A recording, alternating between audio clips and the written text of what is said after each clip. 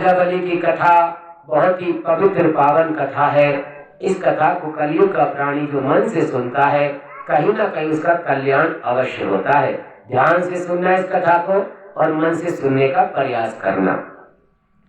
राजा बलि ने जैसे यज्ञ शुरू किए, पहला यज्ञ उनका हुआ, उसी समय विष्णु भगवान का अवतार लेने का समय आया।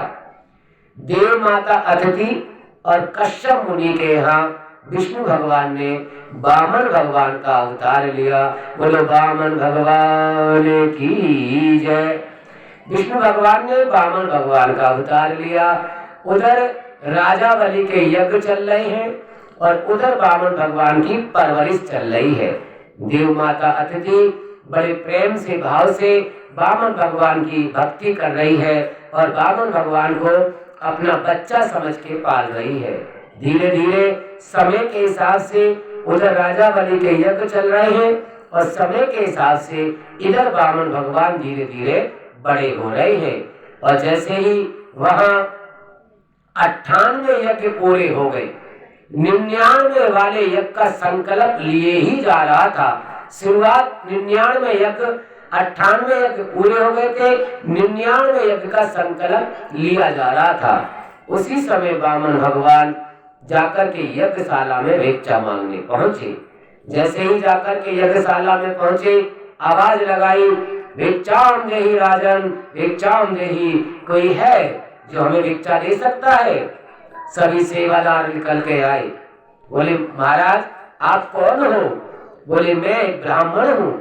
बोले ब्राह्मण देव आइए विराजिए, क्या चाहिए आपको? बोले मुझे भिक्षा चाहिए। बोले भिक्षा में क्या चाहिए आपको? बोले मैं भिक्षा आपके हाथ से नहीं लूंगा। तो बोले मुझे भिक्षा राजा बलि के हाथ से चाहिए। राजा बलि कि हाँ। बोले महाराज वो नहीं आ सकते। क्यों? बोले वो 99 यज्ञ का संकल्प शुरू हो रहा है और अभी अभी हमें सूचना मिली है कि वो 99 यज्ञ में बैठने वाले हैं, इसलिए वो नहीं आ सकते। अगर आपको कोई दान दक्षिणा कुछ चाहिए तो हमसे मांग लो। बोले नहीं, आप जाकर के एक बार राजा बलि से बोलो कि ब्राह्मण भिक्षा मांगने आया है और अगर मैं यहाँ से खाली लौट के चला गया तो मैं आपके जीवन के सारे पुण्य ले जाऊंगा। मैंने आपसे जो मांगा है आपको वो देना पड़ेगा। बोले महाराज आपने मांगा ही ऐसा है, हम आपको कहाँ से देंगे और राजा बलि को कहाँ बुलाएंगे हम? राजा बलि ने तो हमसे आज्ञा कर रखी है कि कोई भी साधु संत महंत बाट भिखारी दरवाजे पर आए खाली मत लौटाना। हम यज्ञ कर रहे हैं, उन्हें बलिपूर्ण दान देना। तो आप मांगो क्या चाहिए, हम आपको दे देंगे। बोले नहीं, जो मैं मांग रहा हूँ आपको वो देना पड़ेगा। जाओ राजा बलि से जाकर के आज्ञा करो कि हमने उन्हें बुलाया है। बोले महाराज क्या करें, कैसे करें? तो उनमें से एक सेवादार समझदार था। उन्होंने कहा महाराज आप एक काम करो, आप बैठ जाओ, मैं जाकर के आपकी खबर महाराज के पास पहुंचाता हूँ। क्योंकि राजा बलि ने मुझसे कहा था कि अगर देखने में कोई अनोखा सा लग रहा हो, देखने में कोई अलग लग रहा हो तो उसे विदा मत करना, उसे ऐसे मत भेज देना, निराश मत करना, उसे जो वो मांगे उसे दे देना। तो महाराज आपकी ख्वाहिश ये है कि राजा बलि से मिलना है, राजा बलि से आपको दान चाहिए, तो हम राजा बलि को बुलाकर लाते हैं। सेवादार गए, जाके राजा बलि के हाथ में संकल्प लिया ही जा रहा है। गुरु शुक्राचार्य जी वहीं बैठे हुए हैं और जैसे ही राजा बलि के पास वो पहुंचा, राजन मैं आपसे कुछ कहना चाहता हूँ। राजा बलि ने कहा मूर्ख नादान, तुझे पता नहीं है कि हम यज्ञ करने का संकल्प ले चुके हैं, 99 यज्ञ शुरू करना है। बोले महाराज एक ब्राह्मण है जो दरवाजे पर भिक्षा मांगने आया है, आपने ही मुझसे कहा था कि सेवादार ध्यान रखना, कोई जो अलग से दिख रहा हो उसे जरूर कुछ देना है और उसकी इच्छा है कि वो आपके दर्शन करना चाहता है और आपके हाथ से ही भिक्षा लेना चाहता है, अन्यथा वो किसी से भिक्षा नहीं ले रहा। और बहुत से होते हैं कि जगह जगह से भिक्षा नहीं लेते हो, वो एक आध जगह ही भिक्षा मांगते हैं और वो आपसे मांगना चाहते हैं, इसलिए प्लीज महाराज आप चले और जाकर उनसे मिले। तो राजा बलि ने कहा तुम जो कह रहे हो वो सत्य है? बोले हाँ महाराज, वो देखने में मानव लगता नहीं है, वो देखने में ऐसा लगता है कि भगवान ने उसे अलग से ही बनाकर भेजा है। इसलिए हम उससे मना नहीं कर सकते। अगर हम उससे मना करेंगे तो बेचारा मांगने आया दरवाजे पर, और उससे हम मना करेंगे तो हमारा धर्म का क्या होगा? बोले हाँ तुम सही कह रहे हो। अच्छा ये बताओ देखने में कैसे लगते हैं? बोले हाँ महाराज ये बताता हूँ, मेरे ध्यान से सुनो। बोले बताओ। बोले महाराज छोटा सा नन्हा सा उनका कद है और पैरों के अंदर सुंदर से खड़ाऊ पहन रखे हैं, गले में बैजंती माला है, कानों में कवच कुंडल है और सुंदर से बहुत सुंदर से देखने में लग रहे हैं। महाराज उनके एक हाथ में कमंडल है और एक हाथ में छाता है। इतना ही रूप राजा बलि इस भक्त को बताना आता है राधे, इतना ही रूप बताना आता है प्रभु। अब जैसा आप चाहो ऐसा कर सकते। राजा बलि ने जैसे ही रूप को सुना तो राजा बलि रूप को सुनकर ही मोहित हो गया। कहते हैं ना किसी को किसी बेटी के लिए बेटा देख कर आओ और बेटी को बताओ कि तेरा दूल्हा ऐसा लगता है, तो वो उसके वर्णन को सुनकर ही प्रसन्न हो जाती है। पहले क्या होता था?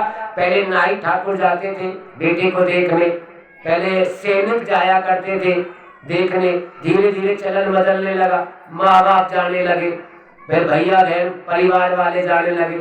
अब तो पहले खुद दिखाओगे तब विवाह होगा, वरना राधे राधे। अब तो पसंद खुद ही करेंगे। मतलब क्या देख लोगे तुम इसका? क्या पसंद कर लोगे? काली गोरी बस इसके गुण देख लोगे तुम? क्या गुण देख लोगे इसके? अरे गुण तो जब देखोगे जब तुम्हारे घर में आएगी, जब तुम्हें काली वाली चाय पिलाएगी कुल्हड़ में, जब पता चलेगा कि दूध वाली चाय पिला रही है कि काली वाली चाय पिला रही है, जब पता चलेगा तुम्हें इसके गुण का। पहले से पहले क्या पता चलेगा? लेकिन राजा बलि ने यहाँ जैसे ही रूप के वर्णन सुना तो रूप का वर्णन सुनकर के मोहित हो गए, अपने स्थान से उठ के खड़े हो गए। शुक्राचार्य जी ने कहा राजा बलि क्या हुआ? इस सेवक ने तुझे क्या बताया? कहाँ जा रहा है? बोले गुरुजी मुझे ऐसा लगता है कि हमारे दरवाजे पर कोई ब्राह्मण भीख मांगने आया है, मैं उस ब्राह्मण को दान देने जा रहा हूँ। देखो गुरुजी मेरा सौभाग्य कितना अच्छा है कि एक ब्राह्मण मेरे दरवाजे पर भीख मांगने आया है। बोले वो कोई ब्राह्मण नहीं है तो?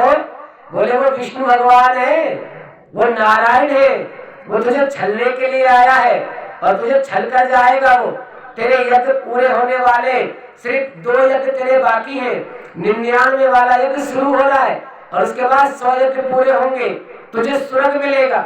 चल बैठ गया, बैठ कर हवन कर, उसकी बातों में मत आना। वो छलिया है, वो टेढ़ा चलता है, टेढ़ा सोचता है, टेढ़ा बोलता है, उसका कुछ पता नहीं है, वो तुझे छलने आया है। छलने मतलब अरे तुझे लूटने आया है वो। बैठियो, सिट डाउन प्लीज माय हवन कुंड।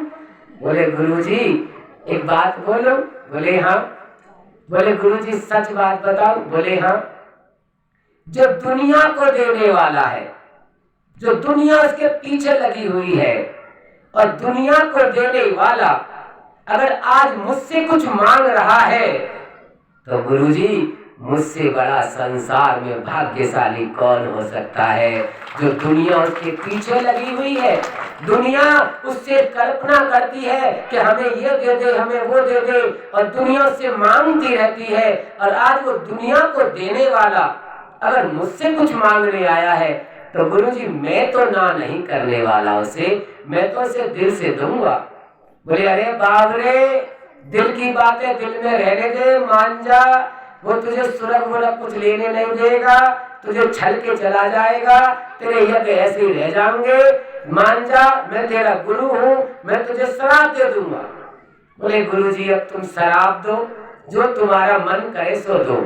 तुमने मुझे सिखाया गुरु गोविंद दो खड़े किसके लागू पांव, गुरु ने ही सिखा दिया कि भगवान बड़ा है, इसलिए गुरुजी आपकी आज्ञा का आज मैं उल्लंघन करता हूँ।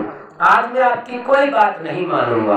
आज अगर सच में वो विष्णु भगवान है और आपने भी बता दिया वो विष्णु ही है, आपने मोहर लगा दी वो विष्णु है, तो उस विष्णु को देने के लिए आज ये राजा बलि पीछे नहीं हटेगा। आज वो जो मुझसे मांगेगा मैं खुशी खुशी उसे अर्पण करूंगा गुरुजी। गुरुजी बोले देख क्रोध मत दिला मुझे, मैं तुझे शराब दे दूंगा। बोले गुरुजी क्या शराब दोगे? बोले तुझे जीवन में लक्ष्मी नहीं मिलेगी। बोले लक्ष्मी विष्णु के चरणों की दासी है, अगर उसे दया आ जाएगी तो वो मुझे लक्ष्मी भी दे देगा राधे। वो सिर्फ आज तो गुरुजी से मिलने दो ना, आज बहुत मन है, देखो दिल से वो आया है मांगने और मैं से कैसे मना कर दूं, गुरुजी जाने दो ना। अच्छा ठीक है, जो गुरुजी तुम्हारा मन करे तुम करो, जो मेरा मन करेगा वो मैं करूंगा। और राजा बलि वहां से चल दिए। गुरुजी ने कहा मैं तुझे श्राप देता हूँ, कुछ ही क्षणों के बाद तेरा वैभव, तेरी लक्ष्मी, तेरा धन दौलत सब तुझे छोड़ के चली जाए।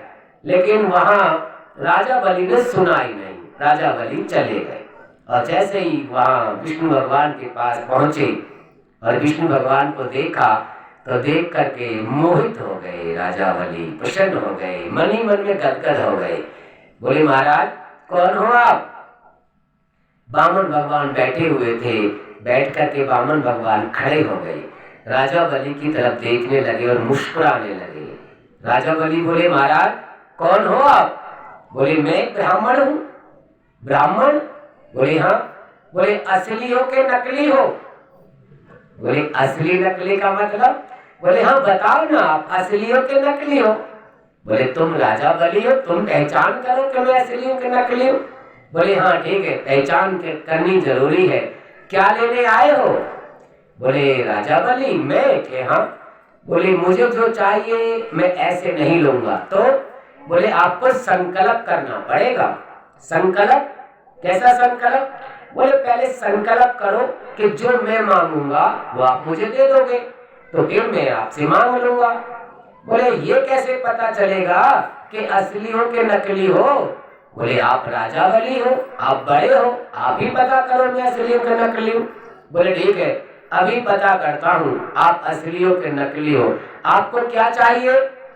बोले मैंने कह दिया ना जो मुझे चाहिए वो तो मैं संकल्प करके लूंगा।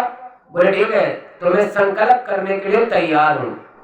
हाथ में टूटी में से भगवान के हाथ में जो कमंडल था, उस कमंडल में से जैसे ही जल निकालने लगे तो वहां शुक्राचार्य जी जाकर टूटी के बीच में जाकर बैठ गए और उन्होंने सोचा कि ना जल निकलेगा, ना संकल्प होगा, ना बांसुरी बजेगी और ना कुछ होगा। अब कैसे करेगा संकल्प, पानी निकलेगा ही नहीं। अब भगवान ने जैसे ही देखा उसमें तो शुक्राचार्य जी बैठे टूटी में। भगवान बोले मैं अभी अभी साफ करके लाया था, गंगा का जल भर के लाया हूँ इसमें, तुम इसमें क्या कर रहे हो, लिख लो बात। बोले नहीं लिख लूंगा, तुमने मेरे चेले को बेवकूफ बना दिया है, नहीं लिख लूंगा मैं इसमें से। बोले निकल आओ गुरुजी, बाहर निकल आओ। एक बात ध्यान रखना, अगर गुरु कोई गलत काम करता है तो ये मत समझना मैं उसे सजा नहीं देता। अगर कोई ब्राह्मण कुछ गलत करता है तो ये मत समझना मैं उसे सजा नहीं देता, और उल्टा उसे सजा ज्यादा देता हूँ। मतलब अगर साधु ब्राह्मण कोई गलती करता है तो 100% की पूरी सजा, अगर कोई क्षत्रिय गलत काम करता है कोई भी तो उसे 50% की छूट देता हूँ, 50% की सजा। अगर कोई वैश्य बनिया अगर कोई गलती करता है तो उसे 75% की छूट देता हूँ, सिर्फ 25% की सजा। और जिसे हम लोग अन्य बिरादरी कहते हैं, चाहे रविदास के खानदान के कह लो, चाहे वाल्मीकि के खानदान के कह लो, उन्हें मैं सिर्फ 12.5% की सजा देता हूँ, सिर्फ 12.5%। बोले महाराज ब्राह्मणों को पूरी 100%, साधुओं को 100% और इनको सिर्फ 12.5%। बोले हाँ ये अज्ञान होते हैं, और अज्ञान होने के बाद भी अगर भगवान की पूजा कर लेते हैं तो उनसे बड़ा संसार में श्रेष्ठ कोई नहीं होता। राधे, संसार में श्रेष्ठ कोई नहीं होता। देखो पूर्णमासी भी उसी दिन की है जिस दिन हमारा भंडारा है, और उसी दिन रविदास जयंती भी है। और ध्यान रखना, अगर इस गांव में अगर कोई रविदास को मानने वाले भक्त हैं तो ये ना सोचे कि वर्मा परिवार या वर्मा वालों ने ये कथा कराई है। कथा सबके लिए है, भगवान सबका है। भगवान के लिए जो आता है उसे भगवान सब कुछ देता है। 16 तारीख का भंडारा है और 16 तारीख को ही पूर्णमासी है और 16 तारीख को ही रविदास जयंती है। जिस समय मुझे पता चला था कि इस गांव में हमारे हरिजन भाई भी रहते हैं तो उसी हिसाब से हमने मुहूर्त निकाला था, क्योंकि हमारे गुरुजी कहते हैं कि गांव में जितने लोग होते हैं उन्हीं की भाग्य रेखा के हिसाब से अगर मुहूर्त निकाला जाता है तो उन सभी का कल्याण होता है। अगर अभी भी आप लोग कथा में नहीं आ पा रहे हो तो ध्यान रखें, जिस दिन हमारा भंडारा होगा उस दिन रविदास जयंती है, और रविदास जी आए ना और तुम लोग कथा में नहीं आए ना तो वो तुम्हें क्या सजा देंगे उसके बारे में मैं कुछ नहीं बताऊंगा, वो खुद ही आपको आकर बता देंगे। राधे, वो खुद ही आपको आकर बता देंगे, मैं क्यों बताऊं। क्या बोलोगे? तो 16 तारीख को पूर्णमासी और 16 तारीख को रविदास जयंती भी है। तो इस प्रकार से जैसे ही गुरुजी ने, भगवान ने कहा कि गुरुजी मैं सजा देता हूँ सबको कर्मों के हिसाब से, और सबकी सजा मैंने बांट रखी है, इसलिए ध्यान रखना कि मैं सजा आपको भी दूंगा। लिख लो बात। गुरुजी बोले नहीं लिख लूंगा, क्या कर लोगे? बोले रुक अभी बताता हूँ क्या करता हूँ, रुको। वहां से एक लकड़ी उठाई और सागर की टूटी में डाल दी, और जैसे ही सागर की टूटी में डाली तो शुक्ला जी के आंख में जाके लगी, वो आंख फूट गई, और जैसे ही आंख फूटी टूटी से बाहर निकल के आ गए। भगवान जी तुमने ये क्या कर दिया, ये क्या कर दिया? बोले कलयुग के प्राणियों को सबक दे रहा हूँ, जो जैसा करेगा वो वैसा भरेगा। ज्यादा बड़ा संत हो गया तो ये मत समझना कि मैं खुद ही भगवान हो गया, मुझे सजा देने वाला कोई नहीं है। अगर कोई ज्यादा बड़ा कथाकार हो गया, कोई ज्यादा बड़ा व्यास हो गया, जिसे ज्यादा अच्छा बोलना आ गया हो, तो ये मत समझना कि मैं ही सब कुछ हो गया हूँ, मैं उसे सजा जरूर देता हूँ। और एक बात ध्यान रखना, सबसे ज्यादा अच्छा बोलना तो वकील जानता है, वकील से ज्यादा अच्छा कौन बोल सकता है? राधे, इससे अच्छा कौन बोल सकता है?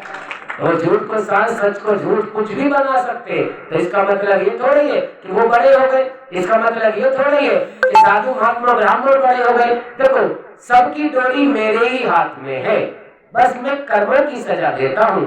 जीवन में ध्यान रखना, कभी भी जो बहुत से होते हैं जो अपनी मूर्खता के कारण कुछ ऐसी गलतियां करते हैं जिसको सजा भगवान को देनी पड़ती है।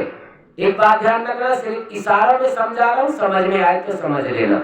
बहुत से साधु महात्मा ब्राह्मण अपने अभिमान में आकर के कच्चे फलों को तोड़ना शुरू कर देते हैं, कच्चे फलों को बिगाड़ना शुरू कर देते हैं। फिर भगवान कहते हैं आपने इन कच्चे फलों को बिगाड़ रहे हो, सिर्फ अहंकार अभिमान में आकर के। तुम्हें सजा देने का अधिकार मेरे पास है, और मैं जब तुझे सजा दूंगा ना तो फिर संसार में कोई भी तुझे नहीं बचा सकता, क्योंकि जिस पे कृपा राम की हुई उस पे कृपा करे सब कोई, और जिसे राम ही सजा देने लग जाए तो फिर उसके संसार में कोई नहीं कृपा कर सकता। राधे, फिर संसार में से कोई नहीं कर सकता। जीवन में ध्यान रखना चाहिए।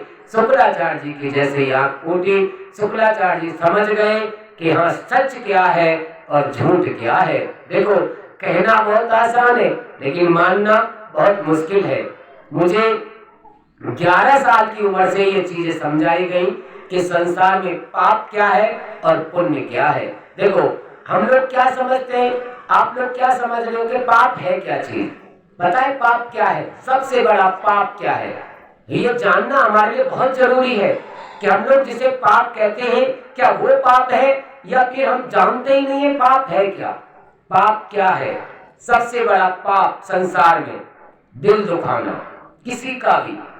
अगर आपने किसी का दिल दुखा दिया तो संसार में इससे बड़ा पाप कोई नहीं है। देखो हर चीज, हर भोजन करने के लिए बनाया गया है, हर चीज का एक समय होता है, लेकिन अगर आपने किसी वस्तु को जबरदस्ती यूज किया, जबरदस्ती से प्राप्त करने की कोशिश करी, तो आप ध्यान रखना अगर उसने तुम्हें बद्दुआ दे दी तो इस संसार में तुम्हें भगवान भी नहीं बचा सकता।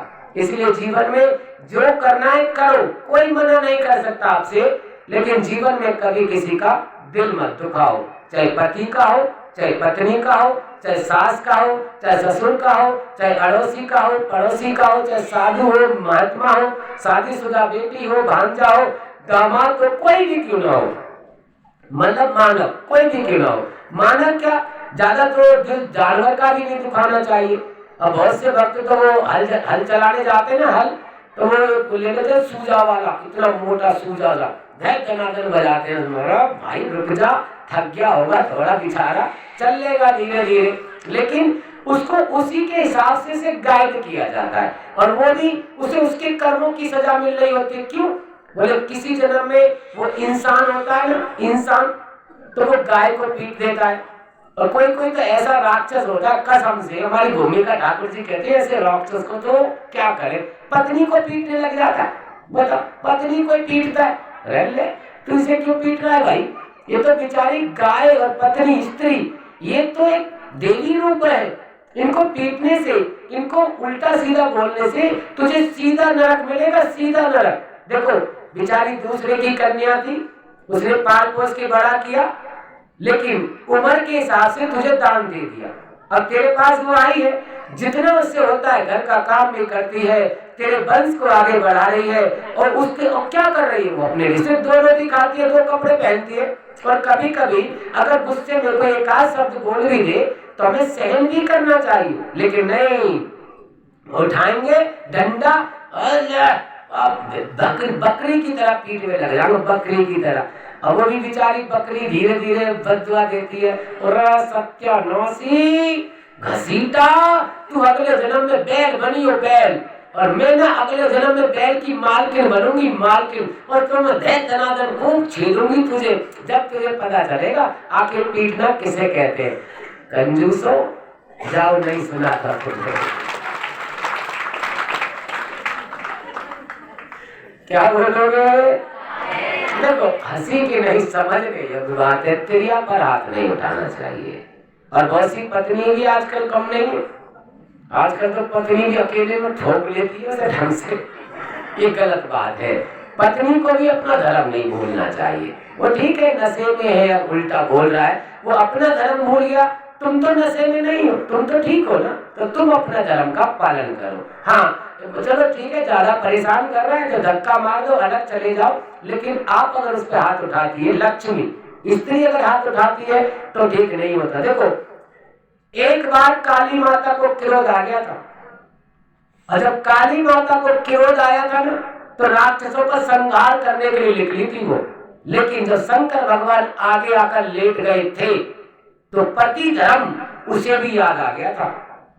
काली माता को भी हम मानते हैं गुस्सा आपको आता है, क्रोध आपको आता है, ये 3 ही रूप बताए गए हैं। एक बार मैं घर गया तो वो पंडितानी थोड़ा क्रोध में लाल पीली हो रही, मैंने कहा क्या हुआ, कभी कभी सरस्वती लगती है, कभी कभी तू वैष्णवी लगती है, काली कैसे बन गई गुस्से में, हंसने लगी। बोले तुम हर बात को हंसी मजाक में लेते हो, समझते नहीं हो, जीवन ही हंसी मजाक है, क्या करना बता।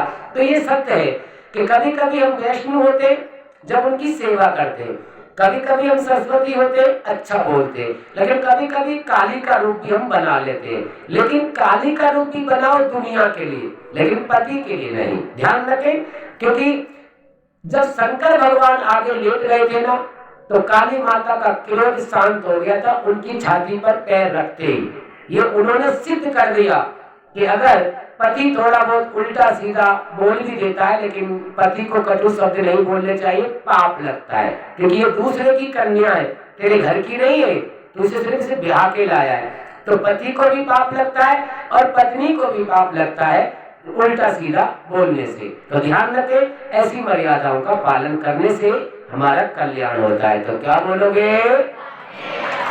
अवश्य की आदत होती है, बस कहीं की गुस्सा कहीं आके निकालेगा, गुस्सा आ रही होगी कहीं और की, और पत्नी को आके धो देगा, वो भी बेचारी क्या करे, क्या कर सकती है, वो भी रो पीट के अलग बैठ जाती है, लेकिन हाँ रो पीट के अलग जरूर बैठ जाती है वो, लेकिन अगर उसके मन में से कोई बददुआ निकल गई तो ध्यान रखना, तो जो सुख की कामना करता है, जो मानव शरीर तुझे मिला है, जो तुझे सुख मिलने वाला है आगे चल करके, वो सुख उसके बददुआ में खत्म हो जाता है।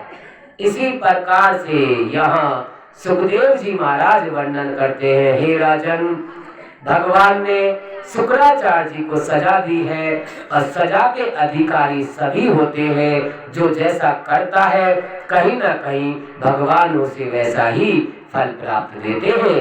इसी प्रकार से जैसे ही वहां संकल्प हुआ तो भगवान ने कहा कि राजा बलि संकल्प तैयार है लेने के लिए। बोले हाँ महाराज, मैं संकल्प करता हूँ राजा बलि कि जो आप मुझसे मांगोगे मैं आपको दूंगा। बोले ठीक है, तो मैं मांगने के लिए तैयार हूँ। बोले हाँ महाराज मांगो। बोले राजा बलि मुझे 3 पग धरती दे दो, 3 पग भूमि दे दो। राजा बलि जोर जोर से हंसने लगे, मुस्कुराने लगे।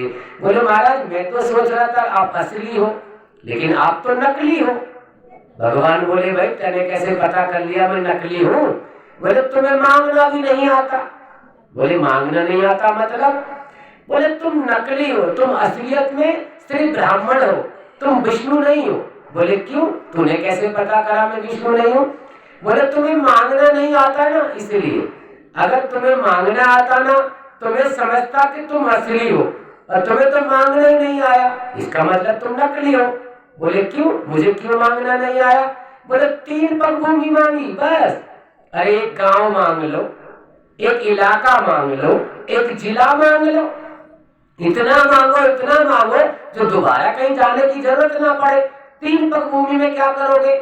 बोले मैं संतोषी ब्राह्मण हूँ, और संतोषी ब्राह्मण को मांगने की जरूरत नहीं पड़ती, सिर्फ संकल्प कर दो, पर्याप्त भगवान उसे अपने आप दे देता है। सामने वाला देने वाला अपने आप दे देता है। इसलिए जो मुझे जरूरत थी मैंने मांग लिया। बोले ठीक है, आपने मांग लिया, मैंने दे दिया, आपने बेकार में मेरा टाइम खोटी करा, और गुरुजी से भी गुस्सा हो गया मैं, और गुरुजी मुझसे गुस्सा हो गए। अब उन्हें बहुत मुश्किल से मनाना पड़ेगा। भगवान जी बोले उनको मनाने की जरूरत नहीं, वो कांड़े हो गए, वो वैसे ही तुझे शकल नहीं दिखाएंगे, तू अपना काम कर। बोले ठीक है महाराज। तो विष्णु भगवान ने कहा, वामन भगवान ने, राजा बलि मैं अपनी धरती नाप लूं? बोले हाँ। मैं अपना संकल्प ले लूं? बोले हाँ ले लीजिए, जहां से मर्जी ले लो। बोले ठीक है, तो मैं लेता हूँ। जैसे ही विष्णु भगवान ने संकल्प पूरा करने के लिए अपना विकराल रूप बनाया, अब राजा बलि देखने लगा कि ये सब क्या है, तुम तो असली हो, मैं तो तुम्हें नकली समझ रहा था, तुम तो असली हो। और जैसे ही विकराल रूप बनाने लगे, उसी विकराल रूप के अंदर विष्णु भगवान ने एक पैर में पाताल लोक नाप लिया, सुतल लोक नाप लिया। एक पैर में पाताल लोक, सुतल लोक नाप लिया। विकराल रूप बनाया मेरे भगवान विष्णु ने। और उसके बाद में जैसे ही एक पैर में पाताल लोक, सुतल लोक नापा, दूसरे पैर में ब्रह्मलोक, स्वर्ग लोक और जितने भी लोग थे वो सब 2 पैर में नाप लिया। राजा बलि से भगवान बोले, राजा बलि? बोले हाँ महाराज। बोले मैं असली हूँ कि नकली हूँ? बोले महाराज तुम तो असली हो, तुम्हारी अपरंपार लीला को कौन समझा, मैं तो मूर्ख नादान हूँ। लेकिन महाराज एक बात तो बताओ। बोले हाँ राजा बलि पूछो। बोले महाराज 2 पैर में सब ले लिया, सब कुछ ले लिया, अगर तीसरा पैर का क्या करोगे? बोले करना क्या है राजा बलि, तेरा संकल्प अधूरा रह गया, और जिसका संकल्प अधूरा रह जाए तो जीवन में फिर संसार में उसे कुछ नहीं मिलता, और आपको नरक के भागी बन गए आप। या तो हमारे तीसरे पैर के लिए जगा दो, वरना आप नरक के भागी बनोगे। और राजा बलि बोले महाराज अब नरक का भागी बनूं चाहे स्वर्ग का भागी बनूं, अब तीसरा पैर कहाँ रखवाऊं, क्या करूं? बोले आपकी शादी हो गई? राजा बलि बोले हाँ मेरी शादी हो गई, मेरी धर्म पत्नी का नाम विंध्यावली है। बोले तो एक काम करो, जाओ थोड़ी देर पत्नी से सलाह करके आओ, क्या पता आपकी पत्नी आपका मार्गदर्शन करे। बोले महाराज ऐसा हो सकता है? बोले जब मैं कह रहा हूँ तो जरूर हो सकता है, क्योंकि त्रिया घर की देवी बताई गई है, त्रिया घर की लक्ष्मी बताई गई है, त्रिया घर की सरस्वती बताई गई है, त्रिया ही घर की काली बताई गई है। त्रिया चाहे तो घर को स्वर्ग बना दे, त्रिया चाहे तो घर को नरक बना दे। अगर त्रिया चाहे तो घर में 100 जने आ जाए खाने वाले, और भोजन बनाओ 10 जनों का, भोजन बना के तैयार किया 10 जनों का, 20 जनों का, अच्छा वाला पनीर, और खाने वाले आ जाए 100, तो त्रिया को पता है कि उन्हें कैसे खिलाना होता है। बोले महाराज 10 जनों का भोजन 100 जने कैसे खा जाएंगे? बोले घर की लक्ष्मी बहुत चालू होती है, उन्हें सब पता है क्या करना है। बोले महाराज बताओ तो सही, 10 जनों का भोजन 100 जने कैसे खा जाते हैं? बोले 1 चम्मच मिर्ची ज्यादा डाल दो, 1 चम्मच नमक ज्यादा डाल दो और उसे 100 जने खा के चले जाएंगे, तब भी वो ऐसे कैसे ही बचा रह जाएगा। राधे, ये क्रिया जानती और कोई नहीं जान सकता। तब राजा बलि ने कहा महाराज आप सच कहते हो, मुझे अपनी पत्नी के पास जाना चाहिए मार्गदर्शन के लिए। बोले और आपके पास कोई चारा भी नहीं है? बोले ठीक है महाराज, आप यही इंतजार करना, मैं भी आता हूँ। गए राजा बलि घर। देखो सच्ची पत्नी वो जो पति की शक्ल देखते ही समझ जाए कि ये कष्ट में है, दुखी है या सुखी है।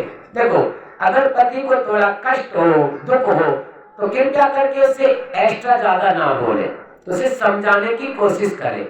और जो स्त्रियां पति को समझाना जानती है ना, जरूरी नहीं है कि घर में पति खराब है, कभी कभी स्त्रियां कोई अकल नहीं होती और वो कुछ और चाहता है, वो कुछ और करती है, इसीलिए ज्यादातर घर में क्लेश हो जाती है। लेकिन यहाँ विंध्यावली ने देखा हमारे पति देव आए हैं, थोड़ा निराश हैं, पैर छुए उनके, ठंडा जल दिया, एक स्थान दिया, बिठाया, स्वामी यहाँ बैठो, आप तो यज्ञ करने गए थे, क्या हुआ आप यज्ञ छोड़ के भाग आए? बोले देवी क्या बताऊं, वो जो विष्णु है ना, वो 1 नंबर का छलिया है। वो ऐसा छलिया है कि जिसको भी छल लेता है ना, फिर वो जीवन में कहीं का रहता ही नहीं है वो, और वो ऐसा ही है। बोले क्या हुआ, क्या कर दिया उन्होंने? मैं भी उनकी पूजा करती हूँ, मैं भी उनकी उपासक हूँ, मैं भी विष्णु भगवान की ही सेवा करती हूँ, क्या हुआ बताओ ना। बोले बताना क्या है देवी, वो 3 पग भूमि मांगी उसने, मैंने संकल्प कर दिया और संकल्प करके मैंने 3 पग भूमि उसे दान में दे दी। अब क्या करे, उसने 2 पग में मेरा सर्वत्र ले लिया, सब कुछ नाप लिया, अब कहां से तीसरा पैर रखने के लिए जगह ही नहीं है। बोले दान में 2 पग में सब कुछ ले लिया उन्होंने? बोले हाँ। तीसरा पैर बाकी है? बोले हाँ। बोले चिंता मत करो, तीसरे पैर की जगह भी है। बोले तीसरे पैर की जगह कहाँ है? बोले है जगह, चिंता मत करो, उन्हें इंतजार करने दो, आप बहुत दिन में आए हो, मैं तुम्हारे लिए गरम गरम भोजन बनाती हूँ, प्रेम से भोजन करो और भोजन करके आपकी प्रॉब्लम मैं सॉल्व कर दूंगी। बोले आप मेरी प्रॉब्लम सच में सॉल्व कर सकती हो? बोले हाँ। बोले पहले भोजन से पहले बताओ ना क्या होगा? बोले होना कुछ नहीं है, सिर्फ अपने भगवान से जाके क्वेश्चन कर देना। बोले क्या? कि उनसे जाके पूछना कि दान बड़ा होता है कि दानी। बोले मतलब? बोले मतलब समझ लो ना, आप भी तो थोड़े बहुत समझदार हो, सिर्फ जाके उसे पूछना दान बड़ा होता है कि दानी। राजा बलि की समझ में आ गई। बोले हाँ देवी आप सही कह रही हो, अब मेरी समझ में आ गई, आप मुझे भोजन कराओ और मैं भोजन करके जाऊंगा, अब आराम से उनका पूरा संकल्प कर सकता हूँ। भोजन किया, भोजन करने के बाद विष्णु भगवान के पास पहुंचे तो विष्णु भगवान वही इंतजार कर रहे हैं।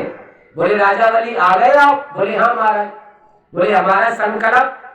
बोले महाराज एक प्रश्न का उत्तर दे दो, दान बड़ा के दानी?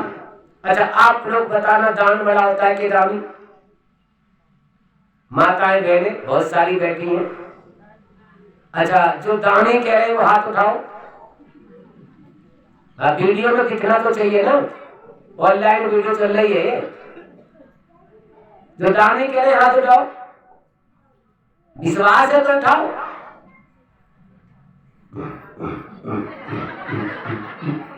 झंडा ऊंचा रहे हमारा, है विश्वास भी है और विश्वास भी नहीं है। भगवान ने जवाब दिया कि राजा बलि दान बड़ा नहीं होता। तो बोले दानी बड़ा होता है। दानी कैसे बड़ा होता है?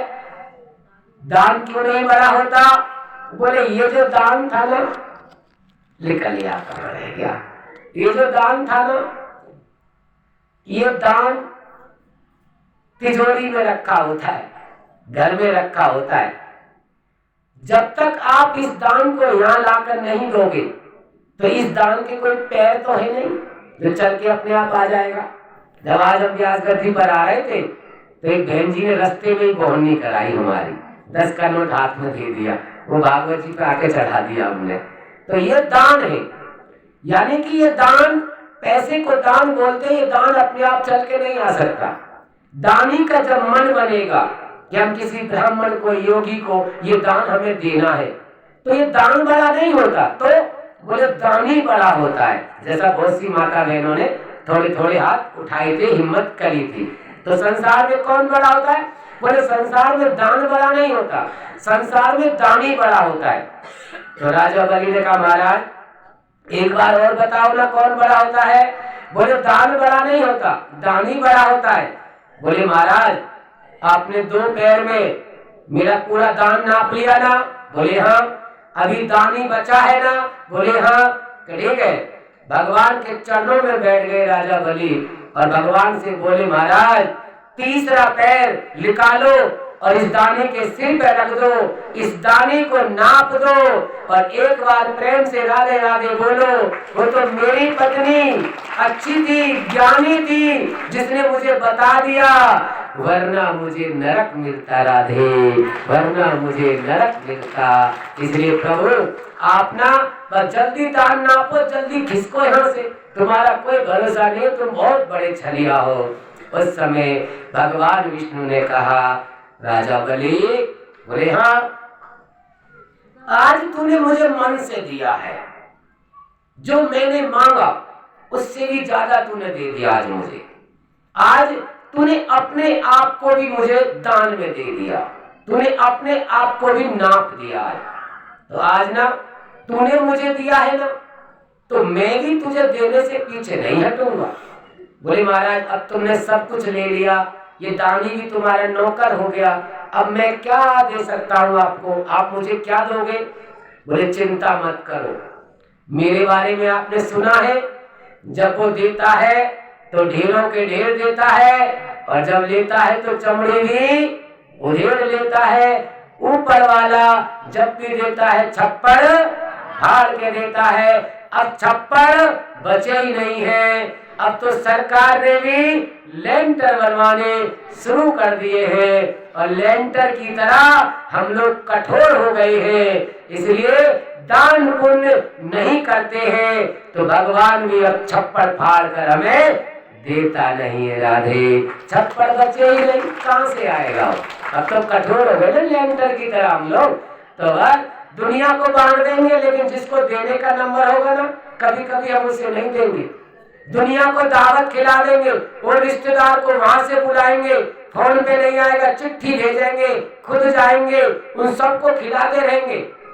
लेकिन घर में, गांव में दाई माँ भूखी बैठी रहेगी और पूरे गांव दावत खा रही है, पूरे गांव सब दावत खा रहे, रिश्तेदार, रसगुल्ले, रसमलाई, चकाचक शाही पनीर चल रहा है, मटर पनीर, और दाई माँ के लिए एक थाली भी नहीं आई, एक भोजन की थाली भी भगवान के लिए नहीं निकली। यानी जिसको पहले खिलाना चाहिए उसका नाम ही नहीं लिया हमने, उसे हमने खिलाया ही नहीं हमने, और उसको हमने दिया ही नहीं। जिसको देना चाहिए उसे हम देते नहीं है, और जिसको नहीं खिलाना चाहिए उसको हम लोग खिलाने के लिए तैयार हो जाते हैं। पता है बहुत से तो ऐसे भक्त होते हैं कि वो शादी में आएंगे ना, शादी में, बेटी की शादी में, ये टेंट हल्का है, मेरा टेंट बढ़िया था, ये टेंट हल्का है, तू टेंट देखने आया, दावत खाने आया, अच्छा काफी वाला तू यहाँ बैठा है, रुक रुक अभी आऊंगा दान लेकर, रुक रुक, अंदर जाएगा। अंदर जाके जैसे वो सलाद होती है ना, सलाद, टमाटर, खीरा, ये सब काट के सलाद बनाते, सलाद प्लेट लेगा, प्लेट में वो सलाद रखना शुरू करेगा, फिर वो सामने लड़की वाला दिखाई दे जाएगा, इधर इधर इधर, हाँ जी क्या आप आ गए? हाँ आ गया, मैं आ गया। अरे यार तेरी ये सलाद में चचुंदर नहीं है, चचुंदर चचुंदर खा गया है तू यहाँ? बोले हाँ, वो लाल लाल लाल लाल गोल गोल चचुंदर नहीं है। बोले चचुंदर तो मैं लाना भूल गया, क्या करोगे चचुंदर से? वो चचुंदर खाने से होठ लाल होते ना, होठ लाल। बोले वो मैं लिपस्टिक ला के दूं, उससे होठ लाल कर ले, लिपस्टिक ला के दूं। बता यार चचुंदर ढूंढने आया तुम्हें। कुल मिलाकर के हम लोग कभी देखते हैं और ये नहीं सोचते कि हम यहाँ आए हैं तो हम बारातियों की सेवा करें, जो बाराती यहाँ आए उनका सम्मान करें। किसी किसी गांव में तो बेचारा लड़की वाला बिजी हो जाए ना, तो बारातियों को उल्टा सीधा मटर मटर मिलेगी, मटर मटर, पनीर पनीर गांव के खा गए सब निकाल के। वो बेचारे लास्ट में ओ भाई सब्जी बनाई थी मटर पनीर की, कहाँ? बोले यही है, ये बैटर तो कह देगा यही है। वो यार इसमें पनीर नहीं है। वो पनीर के गांव के लोग खा गए, पहले दावत उनको खिलाई थी ना, वो खा गए। वाह जी वाह, अतिथि बड़ा होता है कि हम बड़े हो गए? नहीं नहीं, आजकल उल्टा जमाना, आजकल हम बड़े हैं, अतिथि का क्या है, जो मिलेगा वो खा लेगा। लेकिन पहले बाराती भी अच्छे आते थे, आजकल बाराती भी ऐसे हो गए। एक लड़की की शादी थी तो एक बेटी के बाप ने पूछा बारात में कितने लोग आएंगे? बोले 100 आएंगे, 100 जने आएंगे, 100 जने। तो बेटी के बाप ने पूछा 100 जने आएंगे, उसमें इंसान कितने आएंगे? इंसान? इंसान? अरे हम क्या तुझे जानवर दिखते? सारे इंसान आएंगे। बोले अच्छा पक्की बात है? बोले हाँ पक्की बात है, सारे इंसान आएंगे। ठीक है तो फिर सही है, लेकिन इंसान आने चाहिए। बोले हाँ और क्या, जानवरों को लाऊंगा बारात में? अब जानवरों का टाइम नहीं रहा ना, पहले तो घोड़ा चलते थे, टांगे चलते थे, बग्घी चलती थी, तो जानवर भी आते थे। लेकिन अब तो गाड़ियां चल गई है, मोटरसाइकिल, बोलेरो बोलेरो हिलोरो हिलोरो ये चल गई है, तो अभी तो इंसान आएंगे। बोले ठीक है। अब घर से तो इंसान चलते, जब बारात की तैयारी होती है वो घर से तो इंसान चलते, लेकिन वो बस के अंदर पेटी रखी होती है दारू की, उसे पीने के बाद सारे जानवर बन जाते हैं।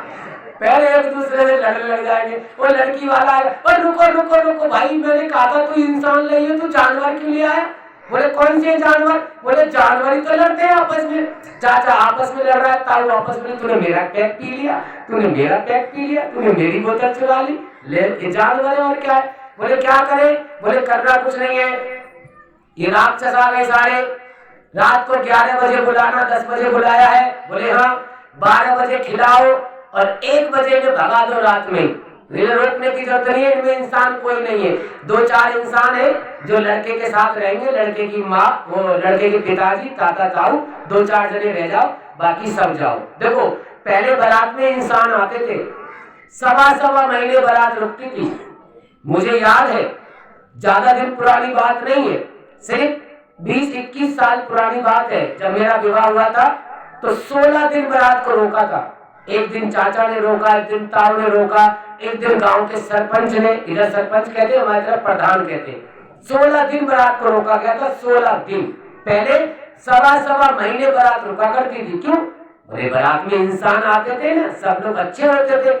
आजकल तो अगर बारात आ गई और कहीं उन्हें ठंड लगने लग जाए तो वो ये नहीं देखेंगे कि ये भैंसों का चारा रखा है, इसमें आग नहीं लगानी चाहिए, अरे ठंड लग रही है लगा तिल्ली, चल ताप लेते।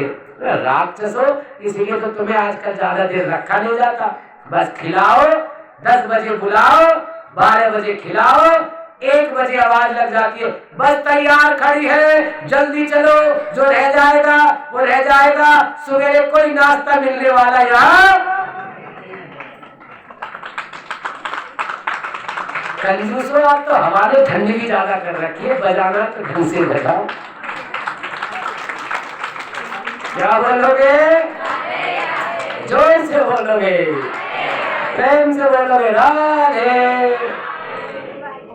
राजा वली, भगवान ने तीसरा पैर उनके सिर पे रखा और राजा वली को नाप दिया और राजा वली से कहा, हे राजा वली, आज मैं भी तुझे इतना दूंगा जिसकी तुम कभी कल्पना भी नहीं कर सकते। बोले महाराज क्या दोगे मुझे? बोले सुनो राजा वली, पहला तो मैं तुझे पाताल लोक का राजा बनाता हूँ। अगर तू स्वर्ग लोक का राजा नहीं बना, इंद्र नहीं बना तो क्या हुआ? मैं तुझे पाताल लोक का राजा बनाता हूँ। बोले ठीक है महाराज। और बोले और देता हूं मैं तुझे।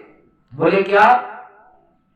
कि जिस पाताल लोक में, जिस महल में तू रहेगा, उस महल का मैं चौकीदार बन के रहूंगा। जब तक मुझे कोई तेरे ऋण से मुक्त करेगा नहीं, जब तक मैं परमानेंट तेरा चौकीदार बन के रहूंगा। बोले महाराज आप मेरे चौकीदार बनोगे? बोले हाँ, मैं तेरा चौकीदार नहीं, मैं तेरा नौकर बन के रहूंगा, चौकीदार बन के रहूंगा। देखो ये भगवान विष्णु है, अभी सर्वत्र ले लिया, सब कुछ ले लिया उनका, और जब देने पे आए तो बोले इतना कुछ लौटा दिया कि उनके नौकर बन गए, उनके दास बन गए, उनके चौकीदार बन गए। देखो आज लड़ाई घर में या आपस में किस बात की है? आज लड़ाई है सिर्फ बड़े और छोटे की। चलो आज मैं आपकी बात नहीं करता, आज हम अपने जैसों की बात करता हूँ। अपने जैसे मतलब साधु, संत, महंत, ब्राह्मण, योगी, तपस्वी, कथाकार, आज इनकी बात करते हैं। अच्छा आप लोग ये बताइए, जितनी माताएं बहनें यहाँ बैठी हैं, कि आप मुझे समझ रही हो बड़ा या साधु महात्माओं को बड़ा समझती हो, कथाकारों को, या अपने आप को बड़ा समझते हो? प्रश्न का उत्तर समझ में आ रहा है? मैं आपको पूछ रहा हूं कि आप कथाकार, जो कथा करने वाले होते हैं पंडित जी, आप उन्हें बड़ा समझते हो कि अपने आप को बड़ा समझते हो?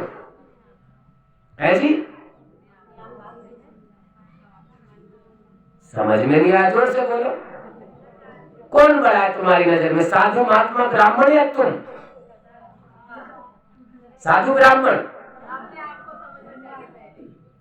इनके लिए ताली बजाओ जरा,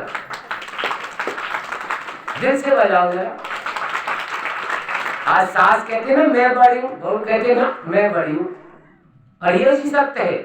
आप लोग क्या समझ रहे हो कि पंडित जी बड़े हैं, हमारे गांव में कथा करने आए हैं, ये पंडित जी बड़े, लेकिन ये सत्य नहीं है। हम लोग बड़े नहीं होते, बड़े आप लोग हो। अरे महाराज कैसी बात कर रहे हो, हम बड़े कैसे हो जाएंगे, बड़े तो आप हो। बोले नहीं, आज मैं सिद्ध करके बताऊंगा ना तुम्हें, आखिर चेला किसका हूं?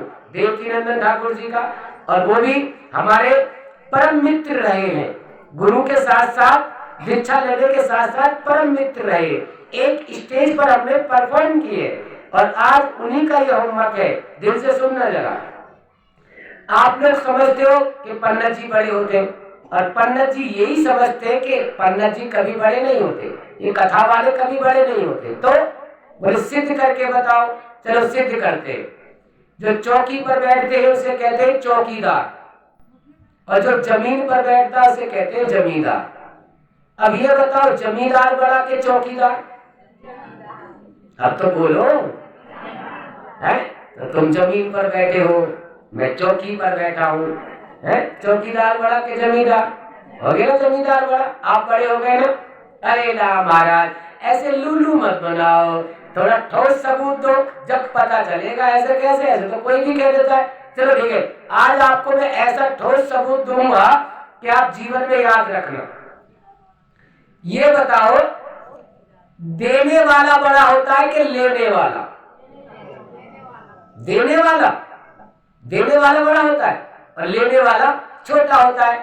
तो आप लोग देते हो और हमारे जैसे लोग लेते हैं, तो बड़े कहां से हो गए? इतनी कंजूसी मत करो। ये सिर्फ संध्या वर्मा की मेहरबानी है जो आपको पूरा आनंद आ रहा है।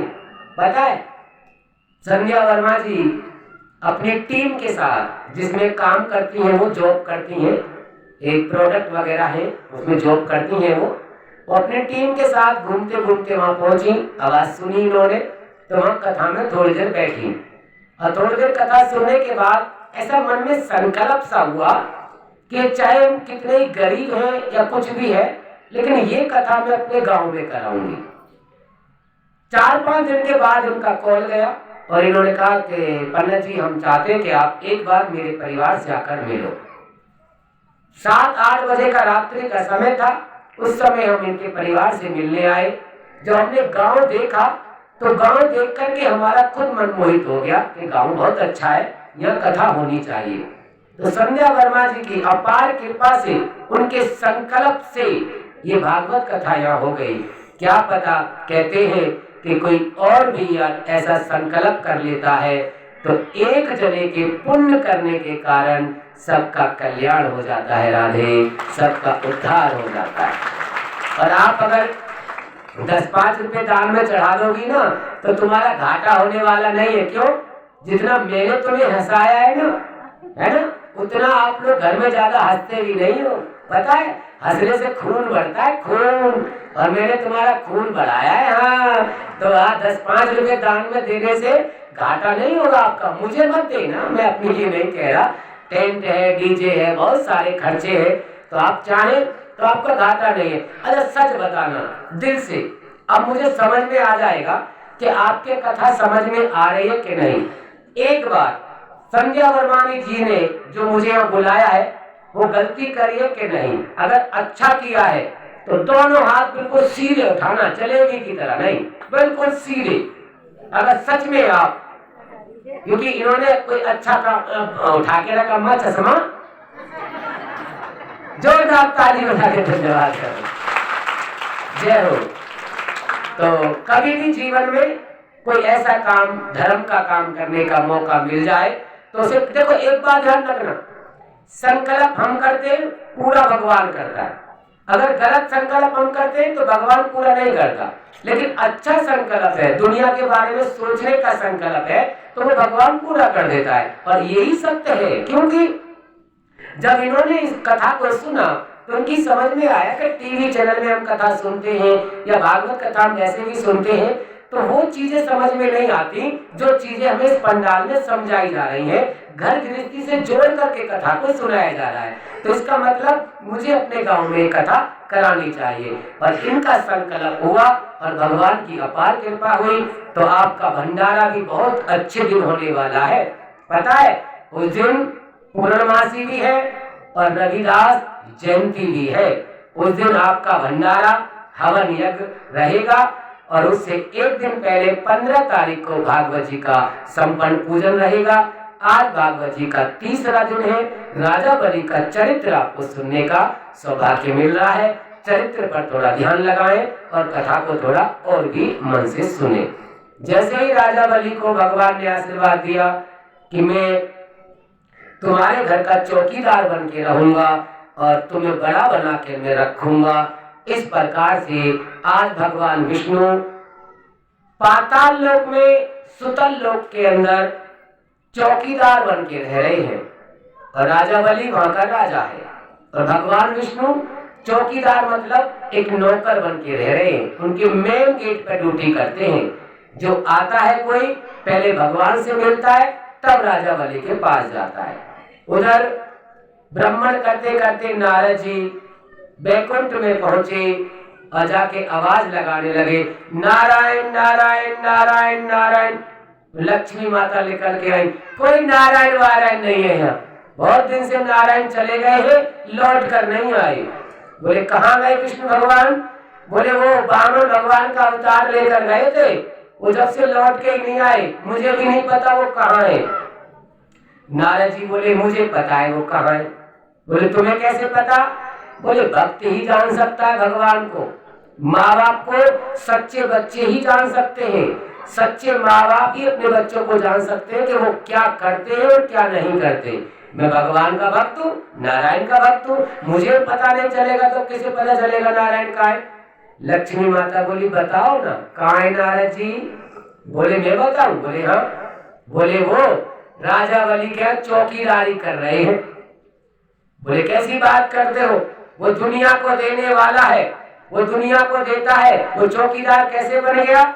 बोले कभी कभी होता है, इन बातों को हम लोग समझ नहीं पाते ना। जो दुनिया को देने वाला है, अगर कोई उसके मन की वस्तु उसे कोई दे दे और उसके मन का काम कोई कर दे, तो वो दुनिया का देने वाला वो उसका ऋणी हो जाता है, उसका कर्जदार हो जाता है। राधे, वो उसका कर्जदार हो जाता है। ये सब दुनिया उसके पीछे है, लेकिन वो कोई अच्छा काम कर दे और उसे कोई इसके मन की बात कर दे और वो उससे कुछ मांगे और वो उसे कुछ दे दे, तो उसका ऋणी हो जाता है। माता लक्ष्मी, मैं नारद जी हूँ, मैं तुम्हें समझा रहा हूँ कि भगवान ऋणी हो गए और ऋणी होकर के वहां कर्जे में लिप्त है और कर्जे में वहां रह रहे हैं। आप एक काम करो, आप चाहो तो मैं छुटा सकती हो। लक्ष्मी माता बोली मैं कैसे छुटा सकती हूँ?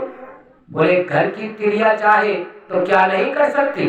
अगर घर की तिरिया चाहे तो घर को स्वर्ग बना सकती है और घर की तिरिया चाहे तो घर को नरक बना सकती है। आपके पति हैं, आप जैसे चाहो वैसे छुटाओ, तुम्हारी मर्जी। मेरा काम था संदेश देना, मैंने आपको संदेश दे दिया, अब आपकी मर्जी है। बोले हाँ तुम सही कह रहे हो नारद जी, भोजन करोगे?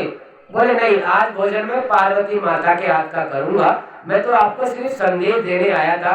जिसका मन ही सही नहीं है, जिसकी देने की नियति नहीं है, मैं उसका भोजन क्या करूंगा? छोड़ो, जाने दो, मैं जा रहा हूँ। नारद जी चले गए और लक्ष्मी माता सोचने लगी क्या करूं, कैसे भगवान को छुटाऊं? मेरे पति हैं, मैं नहीं छुटाऊंगी तो कौन छुटाएगा?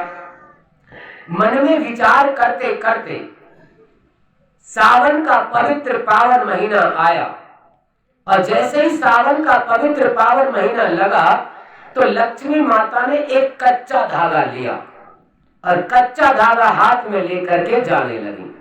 जैसे ही वह कच्चा धागा हाथ में लेके जाने लगी, उसी समय, ध्यान से सुनना जरा, एक एक शब्द पे ध्यान लगाना। जैसे ही कच्चा धागा लेके जाने लगी तो सबसे पहले दरवाजे पर भगवान विष्णु मिले और जैसे ही दरवाजे पर भगवान विष्णु मिले तो उसी समय लक्ष्मी माता ने कहा, तरीका अलग है, कथा वही है। लक्ष्मी माता ने देखा विष्णु भगवान को और विष्णु भगवान से कहा, हाय डियो, कैसे हो? भगवान विष्णु बोले, आई एम फाइन, चकाचक, मैं ठीक हूँ। बोले हाँ, इंग्लिश भी जानने लग गए हो, क्या कर रहे हो यहाँ? बोले चौकीदारी कर रहा हूँ यहाँ। बोले अच्छा, चौकीदारी कर रहे हो, कहाँ है तुम्हारे मालिक साहब? बोले अंदर है, वो विश्राम कर रहे हैं। बोले ठीक है, मैं तुम्हें छुटाने आई हूँ।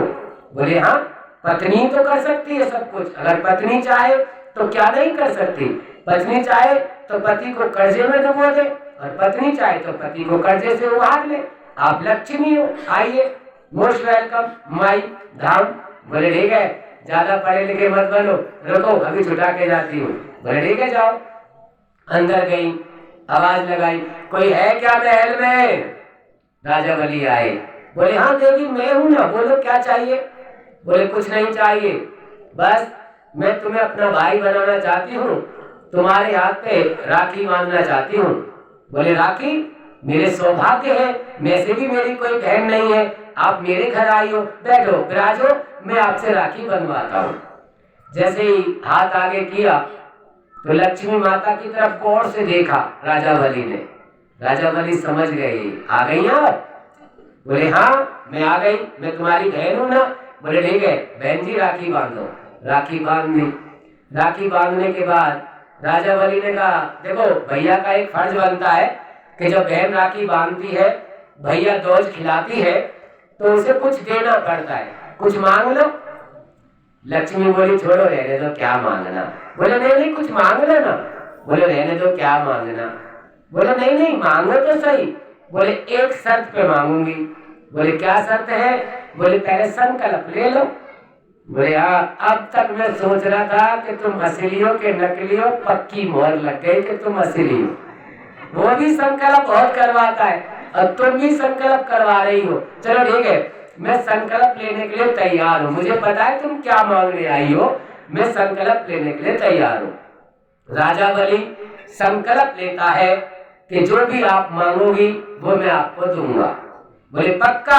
बोले हाँ पक्का। बोले ठीक है, तो बोले मांगो। लक्ष्मी माता बोली मांग रही हूँ, मना मत करना, इनकार मत करना। बोले इनकार करता तो मैं संकल्प ही नहीं लेता, जब मैंने संकल्प लिया है तो संकल्प का मतलब ये है कि जो तुम मांगोगी वो मुझे देना पड़ेगा, मांगो। बोले मुझे ना भैया, मुझे ना भैया, मांग लो, संकोच मत करो। बोले मुझे चौकीदार दे दो। क्या दे दो? बोले चौकीदार दे दो। बोले ठीक है, जाओ लक्ष्मी जी ले जाओ इस चौकीदार को, ये तुम्हारा ही था, तुम्हारा ही है। मैंने तो इनसे मना भी किया था लेकिन ये नहीं माने, ये ऋणी हो गए ना मेरे, इसलिए मेरे कर्जे में मुक्त करने के लिए आप आई हो, जाओ ले जाओ। मैं आज आपको वचन देता हूँ कि आपके चौकीदार को मैं दे रहा हूँ, और कलयुग में कोई भी बहन भाई के हाथ पर रक्षा सूत्र बांधेगी, राखी बांधेगी, तो उसके भाई की लंबी उम्र होगी, और जो भाई मन से उसे दान दे देगा, दिल से, उसका कल्याण होगा। लेकिन आजकल कलयुग में उल्टा हो गया, बहुत उल्टा हो गया। वो पता है, वो ननद बोलते हैं, ननद नंद नंद नंद नंद। अगर वो आ जाए ना तो भाभी देख के वह गोलगप्पे से मोह बना लेगी, पानी भर दे जाओ। मांगने आई है, ले कछु, हरी बावरी ये क्या लेगी तुझसे? ये तेरे पति की लंबी उम्र करने आई है, ये तुझसे कुछ लेने वाली नहीं है। ये तुझसे क्या मांगने आई है? ये तेरे पति की लंबी उम्र करने आई है। और तू उसे देती भी क्या है? कुछ नहीं दे पाती। 500 रुपये खर्च करके आती है, तब जाकर के कहीं देती भी है तो कितने? 100 रुपये, 200 रुपये, 250 रुपये लास्ट। खर्च कितने हो गए? 500। अरे बावरी, तू 500 रुपये खर्च करके आई बेचारी, तू 250 दे रही है। तू मिठाई का डब्बा भी खा गई इसका अकेली। गलत बात है। पता है 300 रुपये किलो, 250 रुपये किलो की तो मिठाई लाई है बेचारी, और 150 रुपये की राखी लाई है, 150 रुपये गाड़ी में पेट्रोल भी डाल के लाई है, और बेचारे घसीटाए पटाखे भी लाई है घर यहाँ तक है। कितनी खुशामद करके लाई है। काहे के लिए? सिर्फ तेरे पति की लंबी उम्र करने के लिए, और किसी काम से नहीं आई। सिर्फ पति की लंबी उम्र करने के लिए आई है। तू अपने पति के लिए करवा चौथ का व्रत रखती है ना, शायद उसकी लंबी उम्र तब भी नहीं होती तेरे करवा चौथ के व्रत रखने से। लेकिन भाई की कलाई पर अगर बहन राखी हर साल बांध दे तो उसकी लंबी उम्र होती है राधे, उसकी लंबी उम्र होती है। एक मुझे मेहंदी मूवी में काम करने का सौभाग्य मिला था। एक मेहंदी मूवी पिक्चर आई थी, तो वो हमारे गांव की एक शूटिंग हो रही थी वहाँ। तो वहाँ एक बच्चे का मुझे रोल करने का, बच्चा भी नहीं था, थोड़ा सही सा था मैं, तो मेहंदी फिल्म में मुझे रोल करने का सौभाग्य मिला था। उस मेहंदी फिल्म में भी दिखाया गया था कि जिस हाथ पर राखी बांध देती है ना बहन, उसका वो हाथ नहीं कटता और दूसरा हाथ कट जाता है। क्योंकि वर्ल्ड कलाकार में नाम हमारा इसीलिए रहा क्योंकि मूवी पिक्चरों में काम करने का हमें सौभाग्य मिला। भागवत कथा भी करते रहे, धर्म का काम भी करते रहे, भगवान श्री कृष्ण का रोल करने का सौभाग्य मिलता था, विष्णु भगवान का रोल करने का सौभाग्य मिलता था। और कहीं कोई अच्छी मूवी आया करती थी तो हमारे गांव में जो सरपंच जी थे वो मूवी दुनिया से जुड़े हुए थे, तो कभी भी कोई अच्छा काम मिलता था तो वो हमें जरूर रोल दिलवाते थे। तो मेहंदी फिल्म में मुझे भी काम करने का सौभाग्य मिला। उस दिन से मेरी भी समझ में आया कि देखो बहन भाई राखी कितना बड़ा त्योहार का बंधन है कि जो जिस हाथ पर राखी बांधी वो हाथ कटा नहीं। और डायरेक्टर भी देखो मूवी पिक्चर कैसी क्यों ना बनाए, वो हमेशा एक चीज जरूर दिखाते हैं, शायद हम लोग उसे देख नहीं पाते। बोले क्या? सच जीतता है और झूठ हारता है। जो हीरो होता है वो जीत जाता है और जो विलन होता है वो लास्ट में मर जाता है राधे, वो लास्ट में मर जाता है। मूवी चाहे कैसी भी क्यों ना हो, डायरेक्टर मूवी कैसी क्यों ना बना रहे हो, लेकिन वो भी सच का ही साथ देते हैं। जैसे डॉक्टर साहब होते हैं, अगर हमारे घर में कोई बीमार हो जाए और हम अस्पताल लेकर जाएं तो डॉक्टर साहब एक ही बात कहते हैं कि आप एक काम करो, 10, 20, 50 लाख या जो जैसा बीमार काउंटर पे जमा करा दो 10,000 रुपए और भगवान से प्रार्थना करो, वही करने कराने वाला है, हम सिर्फ कर्म कर सकते हैं। तो ये कथावाचक जितने भी कथा करने वाले हैं, चाहे कोई बड़े गुरु हो चाहे छोटे गुरु हो, ये सिर्फ आपको समझा सकते हैं। जिसकी समझ में आ जाती है वो इंसान बन जाता है, और जिसकी समझ में नहीं आती चाहे उसे 100 कथा सुना लो उसकी कभी समझ में नहीं आती। पहली बार जब मैंने इस भागवत कथा को दिल से सुना था तो मेरी समझ में आई थी कि आखिर ये भागवत कथा है क्या चीज और भगवान की लीला क्यों की जाती है। और भगवान के आशीर्वाद से राष्ट्रीय पुरस्कार भी मिला, भगवान के आशीर्वाद से बहुत सारे पुरस्कार मिले, कई जगह काम करने का सौभाग्य मिला, और इसी प्रकार से भगवान ने आशीर्वाद दिया। तो आप जैसे भक्त जब इकट्ठा हो जाते हैं तो आप जैसे भक्तों को कथा सुना करके हम अपने जीवन को धन्य कर लेते हैं। इसी तरह से लक्ष्मी माता ने भगवान विष्णु को मांगा और राजा बलि ने भगवान विष्णु को दे दिया। इस प्रकार से लक्ष्मी माता विष्णु भगवान को बैकुंठ लेकर के लौट गई। और इस कथा का एक ही उद्देश्य है जो शायद आपकी समझ में आ जाए कि दरवाजे पर कभी भी कोई भाट भिखारी आए, कोई साधु महंत ब्राह्मण योगी, शादीशुदा बेटी भांजा दामाद कभी हमारे दरवाजे पर आए और जितना वो हमसे मांग रहा है, अगर हम उसको देने लायक हैं तो उसे कभी इनकार ना करें, क्योंकि अगर देने लायक नहीं है तो हाथ जोड़ ले, उससे कह दे नहीं, हम आप जो मांग रहे हो, जितना मांग रहे हो उतना हम नहीं दे सकते, लेकिन हाँ आपने 100 रुपये हमसे मांगे हैं तो हम आपको 1 रुपया दे सकते हैं, 1 रुपये के हम लायक हैं, ये 1 रुपया हमारा स्वीकार करो। तो वो अगर लालची है तो फिर उसका कुछ नहीं हो सकता, फिर वो ना साधु है, ना ब्राह्मण है, ना शादीशुदा बेटी, ना भांजा दामाद, जो लालची है उसका कुछ नहीं कर सकते। लेकिन हाँ जो लालची नहीं है, जो आपके पास है, अगर वो मांग रहा है और आप देने के लायक हो तो उसे कभी मना मत करना, उससे तुम्हारा कल्याण होगा, उससे आपका धर्म बचेगा। आज लक्ष्मी माता राखी बांध करके अगर राजा बलि से भगवान विष्णु को मांग रही थी और उन्हें मालूम था, राजा बलि ने पहचान लिया था कि लक्ष्मी है, तो भगवान को देने से मना कर सकते थे राजा बलि। राजा बलि लालच में आ सकते थे कि विष्णु भगवान मेरे घर का चौकीदार है, मैं इसे क्यों ऋण से मुक्त करूं, इसे हमेशा चौकीदार बना के रखूंगा। लेकिन जब कहते हैं ना, देने वाला ही बड़ा होता है और लेने वाला छोटा होता है, जब देने वाला देता है, लेने वाला लेता है, तो दोनों की मर्यादा बनी रहती है। राधे, दोनों की मर्यादा बनी रहती है। तो क्या बोलोगे? जोर से बोलोगे? प्रेम से बोलोगे? इस प्रकार से राजा बलि का चरित्र पूरा होता है।